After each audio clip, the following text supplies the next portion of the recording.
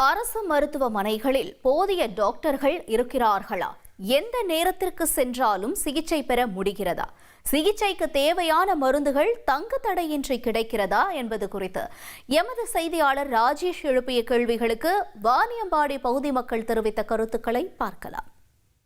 இங்கே வர பேஷண்ட்டுங்களும் சரி, இல்லை நாங்கள் ஒரு எமர்ஜென்சிக்காக வந்தாலும் சரி, நல்ல ட்ரீட்மெண்ட் கொடுக்குறாங்க. ஒரு பிரச்சனையும் கிடையாது. எது வந்தாலும் சிவியராக எடுத்து கவனிக்கிறாங்க.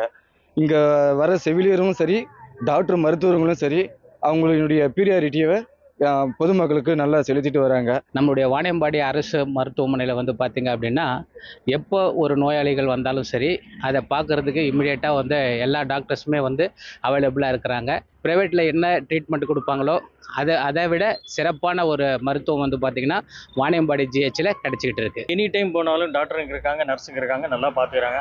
இப்போ நீங்கள் அதே பார்த்தீங்கன்னா மெடிசன்ஸ் எல்லாம் பார்த்தீங்கன்னா கூட உங்களுக்கு எல்லாமே ஃப்ரீயாக வந்துடுதுங்க. இது நீங்கள் வெளியே வாங்கினீங்கன்னா உங்களுக்கு 2000-3000க்கு மேலே செலவு ஆகுங்க.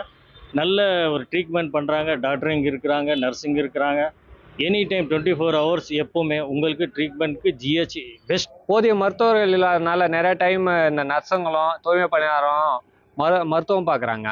அதை தவிர்த்து பார்த்தீங்கன்னா மருத்துவர்களும் அவங்க கிளினிக்கில் பார்க்குற அளவுக்கு அரசு மருத்துவமனையிலையும் கவனம் செலுத்தி மருத்துவம் பார்த்தாங்கன்னா இன்னும் நல்லா இருக்கும். அதே பிரசவ வார்டுக்கு போனாலே நிறைய இருக்குது. ஏன்னா வாணியம்பாடி சுற்றி இருக்கிறவங்க எல்லாருமே அங்கே தான் வராங்க.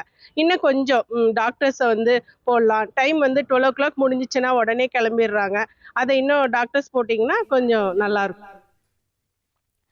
அரசு மருத்துவமனைகளில் போதிய டாக்டர் வசதி உள்ளதா? மருந்துகள் தங்கு தடையின்றி கிடைக்கிறதா என்பது குறித்து வாணியம்பாடி பகுதி மக்கள் தெரிவித்த கருத்துக்களை நாம் பார்த்தோம்.